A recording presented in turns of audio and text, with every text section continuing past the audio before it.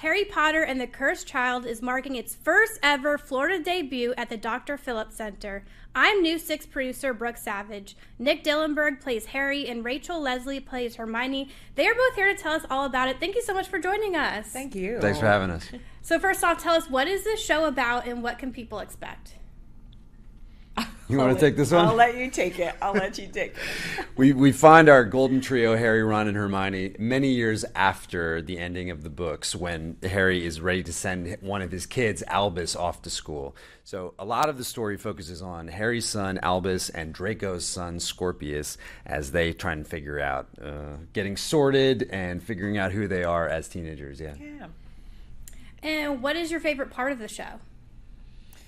Oh, my favorite part. I think it is when you see Harry, Ron, and Hermione up to some hijinks together, which is very reminiscent of their growing up. That's one of my favorites. It's the most fun. Wow, I have to love that they're even up to hijinks as adults. Of course they are. It never stops. Ron is still Ron. You know, he's cracking jokes all the time, even in the most serious of situations. Absolutely. Okay, I love to hear that. What made you want to audition for the show? Well, I first became a part of Harry Potter when I was in New York, and I auditioned for the Broadway company. And I was like, okay, well, I mean, it's a Broadway show, so yeah, I'm going to audition. That was really it. And then I was in the room, and it was just so much fun. I just went in, and I was like, well, let's see what this is going to be about. I knew a little bit about the show, but back then it was very secretive. They didn't want to say even who Delphi was or anything. They didn't talk about it very much at all. So I didn't know too much about it. But I went in, and it was a lot of fun in the room, and the vibes, and even interacting with the other people auditioning. I really enjoyed that. And so it just became fun. Building this imaginary kind of crazy world, and there'd be little improvs and movement stuff and just being wacky, and it was great. I said no to the audition multiple times. Pre-COVID, after I didn't even then, reluctantly, I finally just sent in a tape. I said, well, no one's gonna want me to play Harry Potter. That's fine. I've sent it off. And then I had probably 5 or 6 auditions over the course of a few weeks and met everybody, and we went through some movement calls to make sure I could do some of this movement. And then, what happens over that is that you get attached, and you remember the books, and you remember your childhood, how exciting it was, and how adventurous it was, and how you fall in love with these three. And then, oh gosh, now I'm attached. Now I want to do this. And then, here we are. That is so true, because I'm just getting started into the books, and it does bring me back to childhood. Like you said, all the friendship hijinks and all that stuff, and all wanting to be adventurous and all who doesn't want to save the day, Exactly. Ron plays the greatest game of wizarding chess ever played. Hermione is solving problems that only she could solve because she's smarter than the rest of us. It's so endearing, Absolutely. And so you guys mentioned it a little bit. Talk us through the process, of, landing your roles, and then, rehearsal, and then making it to the big stage. Yeah, I mean, I think every process is a little bit different. As I mentioned, when I came into the show, it was back when it was 2 parts, and they had only done 1 year on Broadway, and they were going into their 2nd year. And so there were only, out of a cast of 36 people back then, there were only 9 people staying. So that meant everybody else was new. So they really treated it like a new process. And so we had a 3-month rehearsal process. And I know now that is not the case. It's fast and furious. Much faster now. Yeah. So we really had so much time to explore together, to play games together, to kind of rebuild this show with a 75% new cast.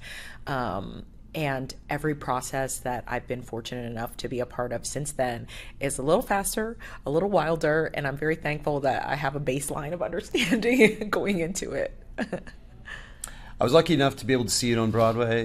Just started rehearsals last summer to join the year 2 of the U.S. tour, so I'm just leaning on all of the expertise and genius and comedic timing of the people who've played Harry before me, So I've been lucky enough to be able to just see that, sort of work with that, and then kind of find ways to make it my own. That does sound interesting when new people come in, how you guys, so you're saying when new people come in, you just have to quickly like mesh together. Yeah, because the show is, there's already a structure to the show. The tech is mostly set like that. That is not changing. So then anytime, and we even had that, even my first year, even though there were so many of us coming in, they had spent months teching this beast. It was not going to go back to square one. So we had to fit ourselves, trying to be as uniquely us as possible, but we had to fit ourselves into this structure that already existed.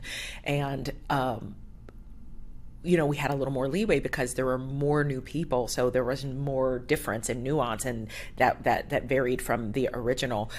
But if there's less new people, then there's almost, I think, maybe more of a structure. I don't know, maybe you can speak more about that. I think so. And also, like, really kind of what she's saying in a different way is that this is kind of like a musical. Like, there's choreography, there's like massive magic, there are really beautiful sweeping scenes, montages without words. So it requires that precision that you would normally find in a musical. Definitely. There aren't that many plays. Like, this is the longest running play, on Broadway. So it's a little bit different than the tech elements require a specificity that you don't have in normal plays, and for sure that in that sense it's like a musical, and certainly with the illusions and stuff, there's and the lighting is so beautiful and so dramatic, but that all requires specific placement, specific positioning, so. That is interesting. Do you yourselves find yourself impressed with all like the theater magic you're putting on? Oh my gosh, it's a beautiful show. Yes, it's incredible. It's what's amazing to me, and I'm just going to sound like a broken record because we talk about this all the time, is that a lot of this magic existed 100 years ago. This isn't the CGI animatronic like lasers, anything like that. This is like old school illusions, like sleight of hand, and that I think makes it even more incredible. And something that John Tiffany, the original director, talks about is that we're building some of these like the opening scene that you will walk into in the theater is a train station with suitcases. And part of that magic is that the kids could go home and make their own train station with their suitcases in their living room. Like it has that amount of sort of childlike imagination. Because that's how they really built this show. They built it with just bodies, without all the tech. They went through and did versions of all of these illusions just with their physical bodies. Wow. And imagining then what it could be in, the crazy big Broadway thing that it's become. That is cool. How do you relate to your characters? I don't know. That's an interesting question. Do you mean how do I feel about her, or how do I feel like I'm like her, or what how do you feel like you like her? Maybe how you get into character before a show, things like that.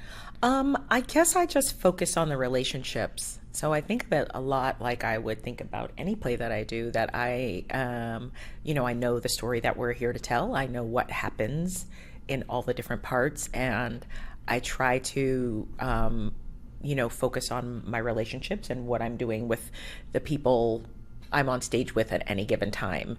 And, but also because we're dealing with an incredible high stakes world, but there's always a lightness to it, if that makes sense. There's an ease and a lightness to it. So even though we're moving through time and you could die, there's always this this ease of we're gonna figure it out, we're gonna work it out. And literally Hermione says, together we're gonna figure this out, don't worry about it. Every other scene, together. We're going to do this together, which I love. That is the brilliance of Hermione. I mean, and one of the greatest scenes between Harry and Hermione, not to give it away before you've read this, but I don't think it's not too specific, is that in the 7th book, they have a little dance together. And they're holding on to some really heavy stuff. They don't know that there's a way out, and yet they find moments of lightness, because that's the motif that's going through everything, is that they are each other's light in the darkness. That's what Dumbledore taught them. That's what our kids, Albus and Scorpius, in this play are repeating to each other all the time, is that we are each other's way out together. Wow, I really like that. What does it mean to you to play such iconic roles that a lot of people connect with? Yeah, no pressure, right? Daniel Radcliffe is incredible. I can't even hope to.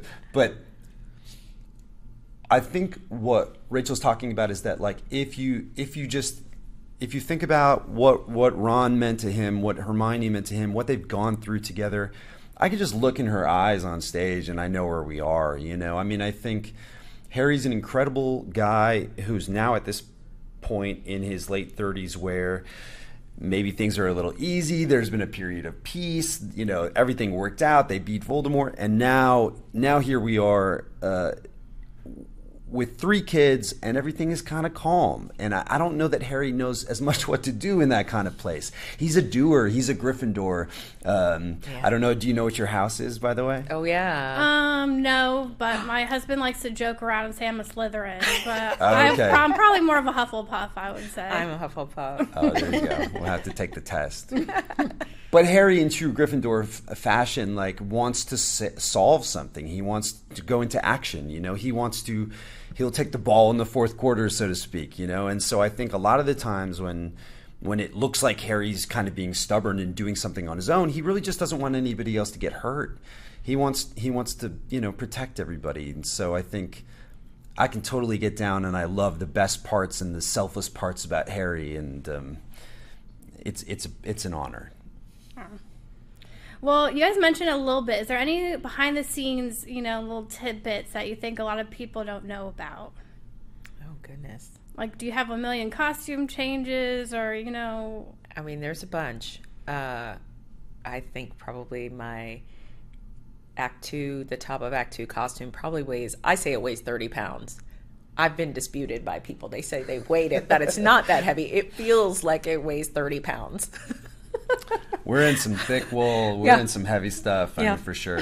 I mean, I'll just say, let me just shout out, like, our incredible costumers, our dressers, the people who are the head of wardrobe. We have incredible carpenters and flymen and stage managers and props who are all contributing.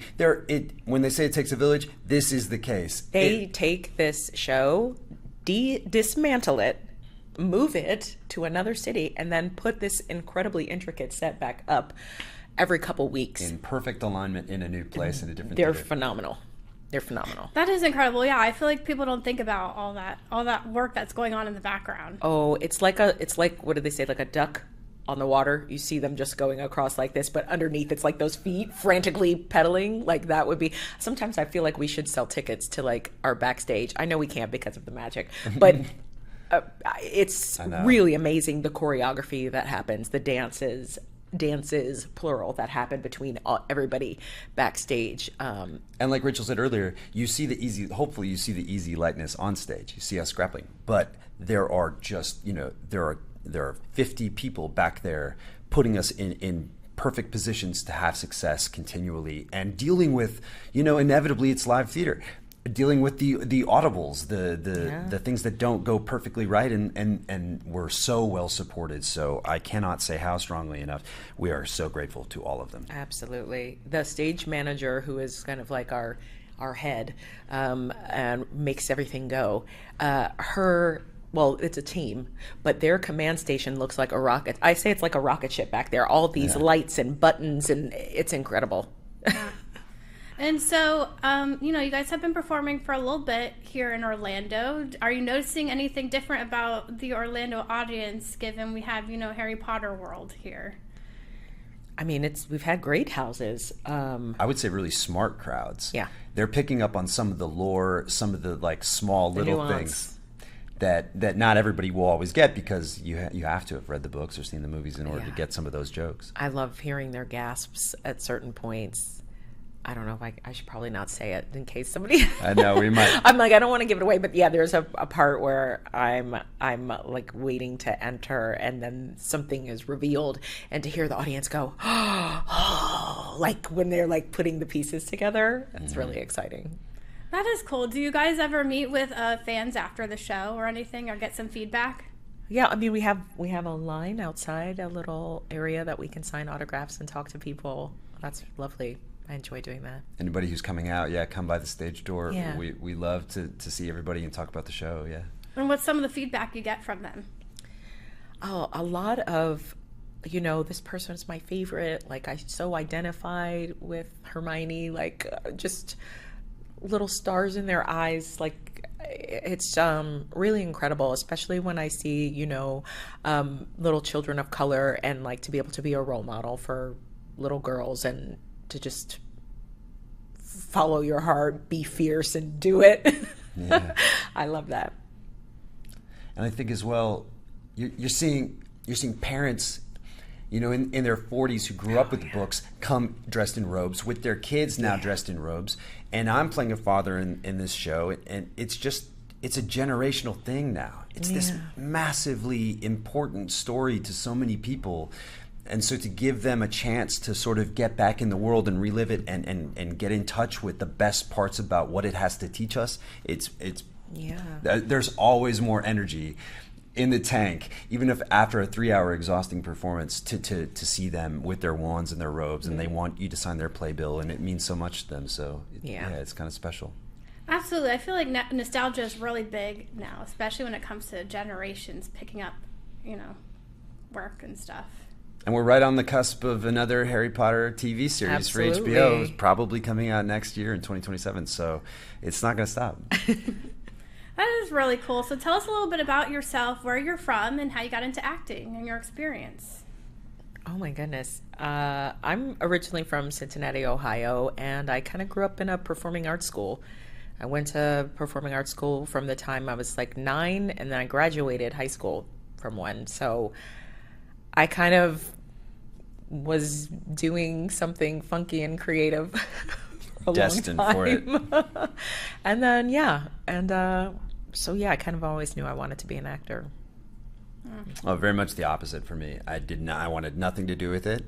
I played football. I remember one day I was hanging out at the park, and my friend said, I was like, well, let's go get some dinner. He said, no, I got to go buy an audition for this play first. So I went with him. It was the end of the audition time slot. So they said, can you read the scene with him? I said, fine, but I'm not auditioning, to be clear. I'm not filling out a form. I'm not doing anything. The next day I got cast, even though I said no. I said, I found the director at school. I said, I don't want to do this. She said, just read through the play once. It's Arsenic and Old Lace. It's this old movie. And I said, all right, fine, but I'm doing it. But I have football. There's no way and I loved it so much, and I had the bug, and I never went back.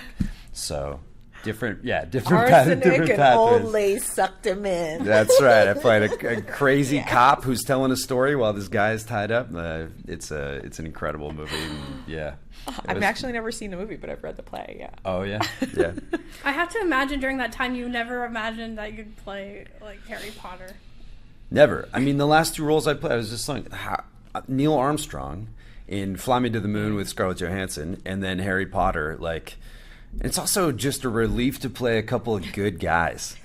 Like, sometimes we're in these gritty dramas, Rachel on Law and Order, I'm sure, or Orange is the New Black or something, and it can get tiring. This is such a beautiful, like, exercise of goodwill and humanity and altruism. It's really satisfying at the end of the night to know that you maybe got somebody a little bit closer, or yourself a little bit closer to empathy, to lightness, to humanity, to forgiveness, to all the things that are.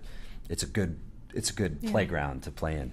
Yeah, it's kind of cool to see how you're both also playing completely different characters than you might have played in the past, right? Yeah, I guess so. I'm always impressed to see, actors range. You know what I mean? When I do see them love to play do different things. Characters. Yeah, that's part of why I do this. I think just to be able to explore every character. I think that every character there is a little something, because we are the toolbox. So there is something even in the most beautiful, amazing character you play, and even in the most horrific, awful character you will ever play, there is something of yourself that you have to kind of mine and explore and tap into. And I think that that's a gift of what we do, to be able to look at these parts of ourselves in kind of a contained space, in a kind of a controlled environment, so nothing gets too out of hand. Mm-hmm. There's an old Kurt Vonnegut short story called Who Am I This Time? it was done in American Playhouse in 1982 with Chris Walken and Susan Sarandon, and he just becomes Stanley Kowalski, and he becomes Jean in Miss Julie, and there's something that's so exciting about that. I mean, first, I have an immense responsibility to the lore, to Harry Potter, to all the fans, Daniel, everything. So that demands that I'm like, all right, so now we're going to have to learn sleight of hand. I remember an early rehearsal where we were all trying to make a quarter disappear I was so bad. for each other. I was so bad at it. But you get better over time, you know? And all of a sudden, I mean, she's doing some magic in the show now, so. But that's part of it, you know, that's part of the exciting thing. I've never played a wizard before, you know? So it's like, who am I this time? And what all is that asking of me? And yeah, definitely anything like this before. Yeah. Oh, that's really cool. Is there anything else you want to bring up about the show? Well, we're still going for another 2 weeks. 2 weeks, and I think it offers something for families, for Potterheads. Yeah. I mean, it's just the best of everything, Yeah. right? It's got heart, it's got spectacle, it's got dance, it's got magic, great illusions, Yeah. and there's just an immensely talented cast of 30 supported by an even larger crew. Like, Amazing come on crew. out. Yeah. Oh, well, thank you so much for joining us today. Thank you. Thanks for having It was us. so nice talking to you again. Harry Potter and the Cursed Child will be at the Dr. Phillips Center through February 15th. You could also get a 10% discount on tickets by using a certain code, Potter10. I posted all that information on clickorlando.com/setting the stage. In the podcast studio, Brooke Savage, News 6.